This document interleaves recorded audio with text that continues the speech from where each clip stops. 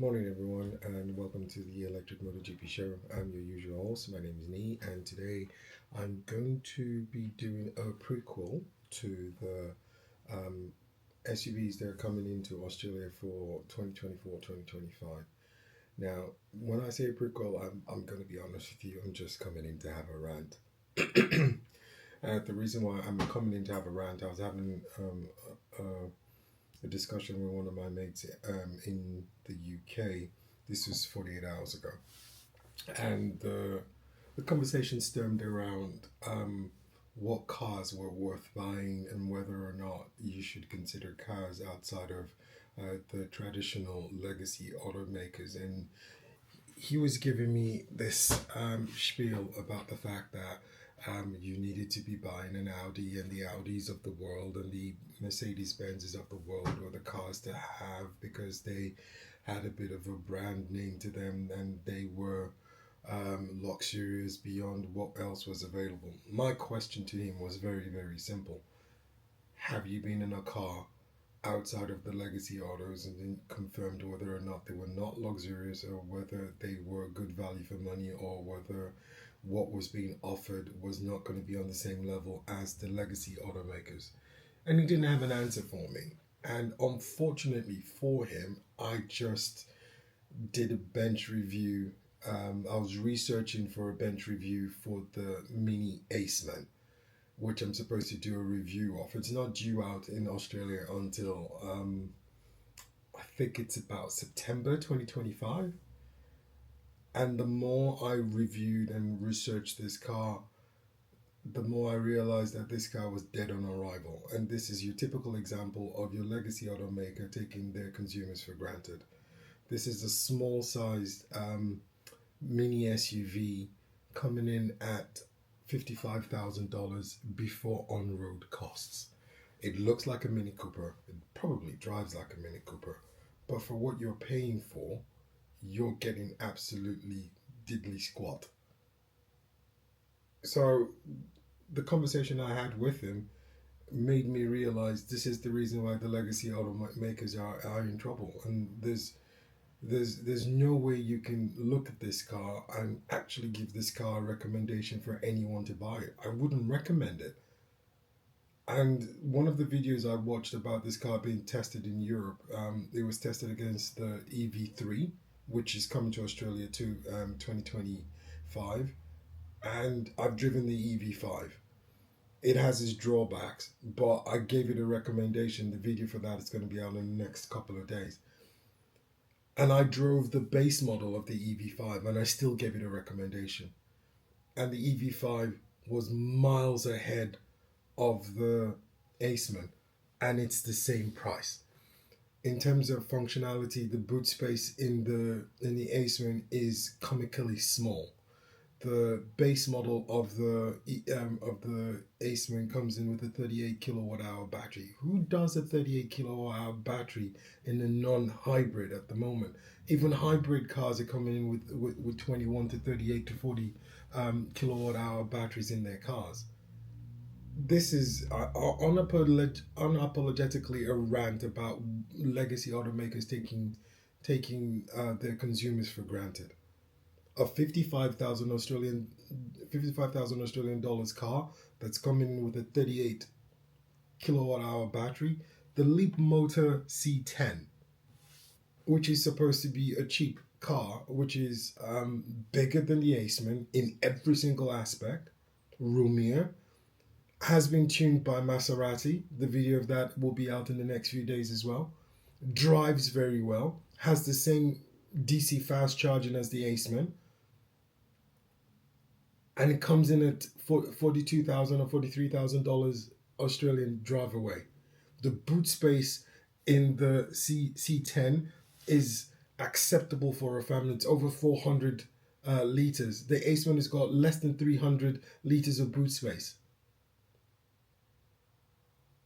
And you're wondering why the legacy automakers are struggling. I honestly, I was bewildered by his conversations and his with me. Let's talk specs. Okay, fine. Rant over specs. What do you get for a $55,000 Aceman? You get a 38.5 kilowatt hour battery, single electric motor, 135 kilowatt motor on the rear, with the 290. On the front with the creating 290 newton meters of torque. The bigger model, which is supposed to be the posher version, comes with a 49.2 kilowatt hour battery pack with a 160 kilowatt hour electric motor on the front, generating 330 newton meters of torque. It's got a driving range of 300 kilowatts claimed, but when you actually drive it, it's less than 300 kilometers. Sorry, it's less than 300 kilometers. And for the bigger battery, you get 406. Now, I'm going to compare this to the Xpeng G6, which the base model starts at 54,000, which is $1,000 less than the Aceman. Spec-wise, you get a 60 kilowatt hour battery in the base model, which does 430 kilowatts. It's got a 571 liter boot space. It's capable of doing it's capable of doing 435 kilometers on a single charge. It's got DC fast charging of up to 280 kilowatts, and it's the same price as the Aceman. Now I'm gonna go for the Aceman ahead of the Xpeng G6. The Leapmotor C10 has got a 160 kilowatt hour 160 kilowatt battery, electric motor on the rear. It's got, I think it's a 67 kilowatt hour battery off the top of my head, I'm not sure, but it does 420 kilometers of range on it. It sits 5 comfortably. Why would you want to pay money for the Aceman? It's dead on arrival.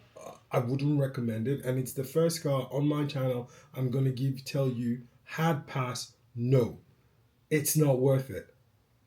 You're better off, and this is hand on heart the truth, you're better off getting the MG4, the Excite 64, which has got a 64 kilowatt hour battery, which at the moment, due to the sales that are going on with MG, is going for $34,000.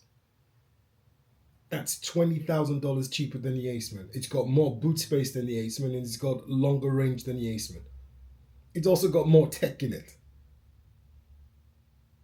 So no, for guys in the US and for guys in the UK and Europe thinking, no, the legacy automakers are not selling because there's some conspiracy about what's going on in China, and China is doing something wrong, or they're getting a lot of states. No, this is not that. This is simply about value for money. You've got multiple different cars coming into the market that give you more bang for your buck. The Xpeng G6 is in the same category as the Model Y and is priced at the same price as the Mini Cooper Aceman. Why would you do that? Honest to God, this is me waking up in the morning doing my research. It's taking me 48 hours to calm down to this level to be able to have this degree of a logical rant. And this is a rant. Now, would I recommend this car? No. Would I tell you to buy this car? No. If you got offered this car, I'd still tell you to say no. Well, if you were given a car for free, you can collect it, sell it, and buy something better. But the answer for this is a definite no. Well, until I get out the videos I'm supposed to be getting out, you'll get the videos of the drive around of the C10, which we've done, and I'll get that updated, and I'll get the videos out for the cars to expect for 2024, 2025. And there's some decent cars coming in that will literally blow your mind. I'll give you one that you should keep an eye out for. The Fang Chang Bao 5, which is coming to Australia, is going to be named as Denza B5 instead of Fang Chao Bao 5.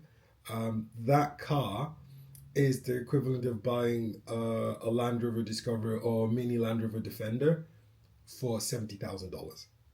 It's got everything that those cars will need you to have. It's got a dual motor, which gives you almost 400 or 500 brake horsepower, no, kilowatts of power, not brake horsepower, and it's mated to a 1.5 liter turbo petrol engine, and you get 125 kilowatts, 125 kilometers of range on the CLTC cycle on the electric motor. This car is awesome. So, car you need to be thinking about for 2025, that's it.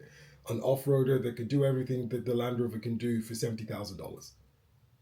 It's definitely worth taking a look at. Until the next one, when all the other videos pops and when we're doing a full comprehensive videos of what's available coming in 2025, I wish you guys a lovely. We'll get you more. So please like, subscribe, and share. And you liking and subscribing helps us to do a little bit more of these videos and gives you better recommendations. You guys have